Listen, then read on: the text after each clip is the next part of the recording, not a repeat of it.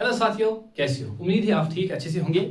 हमने कल पढ़ा था, प्रीवियस लेक्चर में हमने डिस्कस किया था कि ओम्स लॉ क्या बोलता था, उसका स्टेटमेंट क्या था, उसका मैथमेटिकल फॉर्मेट क्या था। लेकिन एक पॉइंट में यहाँ पर उसको ऐड करना चाहता हूँ जो आपने देखा भी होगा, वी आई ग्राफ, जिसको हम बोलते हैं graph for Ohm's law. V और आई के दरमियान कैसा ग्राफ आता है, स्ट्रेट आता है, कर्व्ड, वही हम यहाँ पर जानने की कोशिश करेंगे।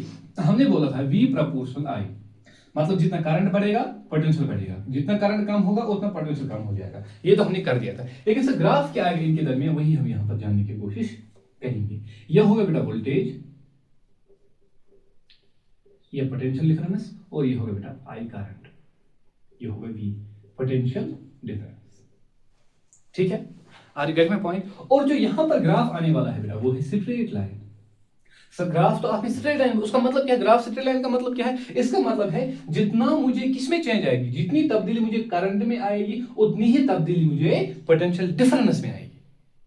अगर मुझे करंट उतना ही तब्दील होता है, उतना ही चेंज होता है जितना पोटेंशियल डिफरेंस होता है, मेरा जो ग्राफ आएगा बेटा वो आएगा लीनियर। इसको हम बोलते हैं वी आई ग्राफ। ये जो ग्राफ होता है करंट और पोटेंशियल डिफरेंस के दरमियान, ये होता है बेटा स्ट्रेट लाइन। इतना तो क्लियर हो गया सर। हमने सर लास्ट में डिस्कस किया था कल रेजिस्टेंस के बारे में। हमने रेजिस्टेंस को समझने की कोशिश की थी, हमने कोशिश की थी, बाद में मुनीर सर ने जो बताया हमने सब कुछ कर लिया है। अच्छा, ये रेजिस्टेंस का क्या मसला है, हमने कल इसको डिस्कस किया था, लेकिन सर आप इसको फिर से आज क्यों बोल रहे हैं? आज क्या रीजन है इसका? देखो बेटा, हमने पढ़ा था V is equal to I R, फिर हमने वहां पे बोला जो V होता है बेटा वो पोटेंशियल डिफरेंस होता है, और जो I होता है बेटा वो करंट होता है। लेकिन वहां पर एक कांस्टेंट ऑफ प्रोपोर्शनलिटी आया था। आई शाबाश, हमने पढ़ा था V is equal to R I, ये हमने प्रीवियस वाले लेक्चर में वीडियो में डिस्कस किया था। V is equal to R I, उसका मतलब क्या है सर? V होगा पोटेंशियल डिफरेंस, R होगी रेजिस्टेंस। इसको ये जो है ये कांस्टेंट ऑफ प्रोपोर्शनलिटी जो होता है इसी को आप बोलते हो रेजिस्टेंस। सर ये समझ में आ गया, और जो ये I है बेटा वो है करंट। इतना क्लियर है सर। लेकिन ये जो रेजिस्टेंस आज आप फिर से पढ़ना चाहते हो बेटा, ये जो रेजिस्टेंस है इट डिपेंड्स ऑन 4 फैक्टर्स।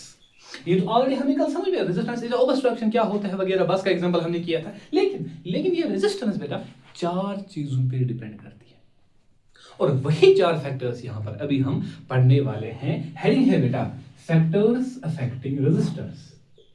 बहुत शानदार और इंपॉर्टेंट चीज है, फैक्टर्स अफेक्टिंग रेजिस्टेंस। यही हम यहां पर समझने वाले हैं। आप बहुत गौर फिक्र से इस चीज को देख लीजिए कि हम क्या पढ़ने वाले हैं। सर क्या है, कितने फैक्टर्स हैं जिन पे रेजिस्टेंस डिपेंड करती है? सबसे पहला बेटा है लेंथ।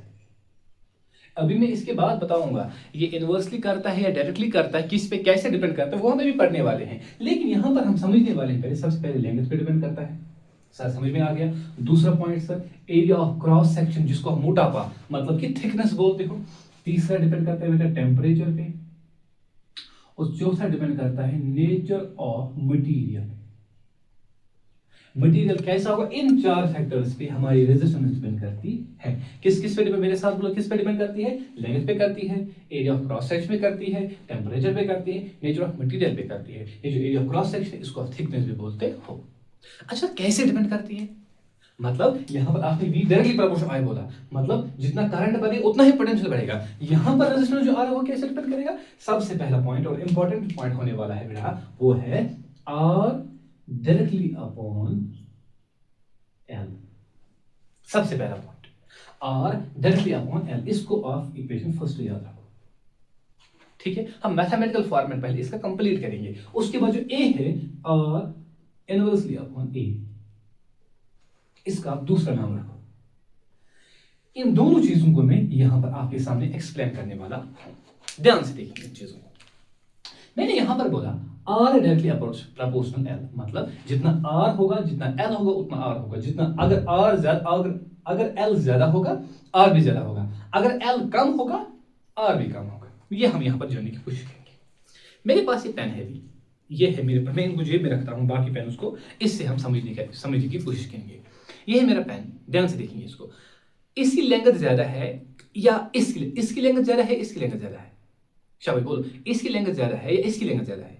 इसकी है ज्यादा लेंथ और इसकी है कम, सर समझ में आ गया। लेकिन इसको इसके साथ कौन सा रिलेशन है सर, कौन सा रिलेशन, वही हम यहाँ पर जानने की कोशिश करेंगे। अगर मैं बोलता हूं ये कंडक्टर है, समझने के लिए एग्जांपल मैं बता रहा हूं, ये भी कंडक्टर है, ये भी कंडक्टर है, इसको करंट को इस साइड से लेकर इस साइड तक जाना है। अगर ये चलेगा करंट, अगर करंट चलेगा, इसको ज्यादा लेंथ कवर करनी है, सिंपल सी बात है सर, इसको ज्यादा लेंथ कवर करनी है, मतलब इसको बीच रास्ते में ज्यादा रुकावटें आ सकती है। जितना लंबा रास्ता उतनी रुकावटें भी ज्यादा आ सकती है, जितना छोटा रास्ता उतना कम रुकावट आ सकता है। मतलब जितनी लेंथ ज्यादा रुकावट ज्यादा, मतलब रेजिस्टेंस ज्यादा, लेंथ ज्यादा रेजिस्टेंस ज्यादा, लेंथ कम रेजिस्टेंस कम। इसलिए मैंने बोला लेंथ ज्यादा रेजिस्टेंस ज्यादा, लेंथ कम रेजिस्टेंस कम। Point clear, point clear, point clear. Sir length जो आपने बताई, जो लेंथ होती है रेजिस्टेंस डायरेक्टली डिपेंड करती है लेंथ पे, वो तो हमें समझ में आ गया। लेकिन जो आपने एरिया ऑफ क्रॉस सेक्शन यहाँ पर बताया, इसको हम कैसे समझने वाले हैं? एग्जांपल को हम समझेंगे। यहाँ पर मैंने लिया है एरिया ऑफ क्रॉस, इस साइड में इस साइड में। मुझे आप बताइए थिकनेस यहाँ पर ज्यादा है कि यहाँ पर ज्यादा है? सर यहाँ पर थिकनेस ज्यादा है। हाँ सर इतना क्लियर हो गया। लेकिन उसके बाद जैसे करंट पास हो जाएगा, ये करंट यहां से भी पास हो सकता है, ये मतलब इसको डिफरेंट पॉइंट्स है जहां से ये करंट एंटर हो सकता है। जब यहां से, मुझे आप बोलो यहां से ज्यादा करंट जाएगा कि यहां से ज्यादा करंट जाएगा? ये सोचने वाली बात है। थिकनेस ज्यादा है पर करंट को ज्यादा जगह है जाने के लिए। अगर करंट ज्यादा तो रेजिस्टेंस कम, अगर करंट ज्यादा रेजिस्टेंस कम। अगर यहां पर, अब ये तो आपको समझ में आ गया, ये रेजिस्टेंस क्या होगी यहां पर कम, तो करंट ज्यादा जाए क्योंकि जगह ज्यादा जाने के लिए। ये भी एक रास्ता है, ये भी एक रास्ता है। इससे ज्यादा पानी फ्लो हो जाएगा कि इससे ज्यादा फ्लो होगा क्योंकि ये वाइड है, यच विड्थ ज्यादा, समझा कथ में नहीं मान। इसे कन युस ये चीज यच थिकनेस ज्यादा, मतलब करंट पाई ज्यादा, रेजिस्टेंस आस कम। अगर रेजिस्टेंस कम मतलब एरिया ऑफ क्रॉस सेक्शन ये में ज्यादा, यही तो हमें समझना है, यही तो खेल है। यहां पर क्या होगा, एरिया ऑफ क्रॉस सेक्शन कम, जो करंट वो कम चलेगा। अगर करंट कम चलेगा रेजिस्टेंस क्या होगी, ज्यादा। इसीलिए मैं बोल रहा हूं अगर एरिया ऑफ क्रॉस सेक्शन ज्यादा होगा रेजिस्टेंस होगी कम, अगर एरिया ऑफ क्रॉस सेक्शन कम होगा तो रेजिस्टेंस होगी ज्यादा। ये खेल समझने का होता है, ये कंसेप्ट क्लियर करने का होता है बेटा। सर इतना तो हमें समझ में आ गया, पॉइंट क्लियर हो गया। लेकिन यहां पर एक और चीज हम ऐड करने वाले हैं, जरा ध्यान से देखेंगे आप। हाँ, और सर टेम्परेचर पे कैसे डिपेंड करता है या नेचर ऑफ मटेरियल पे कैसे डिपेंड करता है? ये डिपेंड करता है नेचर ऑफ मटेरियल पे। मैं आपको दो एग्जांपल्स यहाँ पे, एक लेता हूं मैं बेटा निक्रोम वायर और एक लेता हूं कॉपर मेटल, कॉपर वायर लेता हूं। ये जो निक्रोम वायर है इसकी रेजिस्टेंस ज्यादा है 60 times as compare to copper wire. Nichrome wire की जो रेजिस्टेंस होती है, शाबाश मेरे साथ बोलो, निक्रोम वायर की जो रेजिस्टेंस वो 60 टाइम्स ज्यादा होती है as compare to copper metal. समझ में आ रही बात? तो मैं यहां पर ये बोल सकता हूं डिफरेंट मटेरियल्स को डिफरेंट रेजिस्टेंस या रेजिस्टिविटी होती है।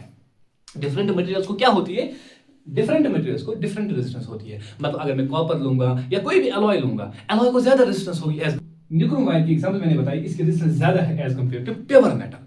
प्योर मेटल से इसकी रेजिस्टेंस बहुत ज्यादा है। ये सब हो गया नेचर ऑफ मटेरियल, आपने एरिया क्रॉस भी बताया, लेंथ बताया। लेकिन टेम्परेचर क्या हाल है, टेम्परेचर भी बता दीजिए। जो टेम्परेचर होता है ध्यान से देखिए इसको, टेम्परेचर को आप बहुत अच्छे से देखिए। जितना टेम्परेचर बढ़ेगा उतनी ही रेजिस्टेंस बढ़ेगी। जितना टेम्परेचर बढ़ेगा उतना रेजिस्टेंस, जितना टेम्परेचर कम होगा उतनी रेजिस्टेंस कम होगी। इसको हम थोड़ा सा बेसिक से अंदाज से समझने की कोशिश करेंगे। जब टेम्परेचर ज्यादा होगा तो पार्टिकल्स की डिस्टर्बेंस ज्यादा होगी। मतलब अगर करंट एक साइड से दूसरे एंड तक जाता है उसको ज्यादा रेजिस्टेंस, ज्यादा ऑब्स्ट्रक्शन, ज्यादा रुकावट का फेस करना पड़ेगा। मतलब जितना टेम्परेचर बढ़ता है रेजिस्टेंस बढ़ती है, जितना टेम्परेचर कम होता है रेजिस्टेंस कम होती है। तो यहां पर हमारा टेम्परेचर हो गया, यहां पर नेचर ऑफ मटेरियल हो गया, और यहां पर हमने लेंथ और एरिया क्रॉस सेक्शन कर दिया। लेकिन इनको हम मिलाने वाले हैं। यहां पर यही समझना है, यही पॉइंट खेल हमें समझना है इस वाले पॉइंट में। सर कैसे समझेंगे हमको बता दीजिए, ध्यान से देखिए इसको। चलिए सर आगे चलते हैं, अपना मिशन स्टार्ट करते हैं। इन दोनों को मिला मुझे मिलेगा R proportional L inversely upon A। Sir मुझे ये पॉइंट मिल गया, इतना मैथ तो हमें आता है बहुत अच्छे से, बचपन से हमने मैथ में टॉपर थे। आगे चलते हैं। ये जो डायरेक्टली प्रोपोर्शन था, हमने यहां पर था डायरेक्टली प्रोपोर्शन, यहां पर था ना, हमने क्या उठाया इसको, उठा दिया इसको, फिर क्या मिला हमें R मिला था। लेकिन यहां पर अगर हटाएंगे पता है हमें एक नई टर्म मिलेगी जिसको आप रेजिस्टिविटी बोलते हो। ध्यान से देखेंगे, R is equal to rho L upon A। ओह कितनी शानदार वाली इक्वेशन है। R is equal to rho L upon A, और जो रो होती है ये होती है रेजिस्टिविटी। एक नई टर्म यहां पर ऐड हो रही है हमारी, रेजिस्टिविटी। शाबाश मेरे साथ बोलो क्या होती है, रेजिस्टिविटी। आगे चलते हैं सर, आगे चलते हैं सर। मुझे आप बताइए, हमको मैथ बहुत अच्छे से आता है। आर इंटू ए कितना हुआ? R A is equal to, rho है तो अपना ही है। क्लियर है बेटा पॉइंट? इतना क्लियर है ना? इतना क्लियर है, आगे चलते हैं सर। और रो आएगा बेटा बराबर R A divide by L. R A divide by L, sorry clear हो गया। सर आपने रेजिस्टेंस बताई थी, उसको आपने यूनिट बता दिया। सर आपने हमें वोल्टेज बता दिया, पोटेंशियल डिफरेंस बता दिया, सर उसका यूनिट बता दिया। करंट पढ़ाया, उसका यूनिट। लेकिन रेजिस्टिविटी का यूनिट क्या आ सकता है, ये हम यहाँ पर जानने की कोशिश करेंगे। रो इज इक्वल टू, रेजिस्टेंस का यूनिट क्या है, कल बताया था, ओम। वेरी गुड, आप तो बहुत लीजेंड हो सर। अच्छा, एरिया कितना होता है? Metre square. इतने काबिल क्यों होते हो बेटा, आप इतने काबिल क्यों होते जा रहे हो? आगे चलते लेंथ का क्या है? मीटर। एकम cancel. Rho is equal to ohm metre. ओहो, क्या आ गया यूनिट में? Ohm metre. ओम मीटर किसका यूनिट है? रेजिस्टिविटी का यूनिट। शायद मेरे साथ बोलो, रेजिस्टिविटी का यूनिट क्या आ गया बेटा? ओम मीटर। उम्मीद है आप जितने भी हमने आज पॉइंट डिस्कस किए, चाहे रेजिस्टेंस के बारे में हमने डिस्कस किया, चाहे उसके फैक्टर्स किन किन फैक्टर्स पे डिपेंड करता है उन पे के बारे में हमने डिस्कस किया होगा, या हमने ये जो इक्वेशन यहाँ पर बना लिया इस पे हमने डिस्कस किया। इसका जो यूनिट हमें लास्ट में आता है, rho is equal to ohm metre. यहाँ पर हमने इसका यूनिट कैलकुलेट किया, वो है बेटा ओम मीटर। उम्मीद है आपने सारे पॉइंट्स को अच्छे से नोट किया होगा, अच्छे से समझा होगा। हम मिलते हैं इंशाल्लाह नेक्स्ट वीडियो में।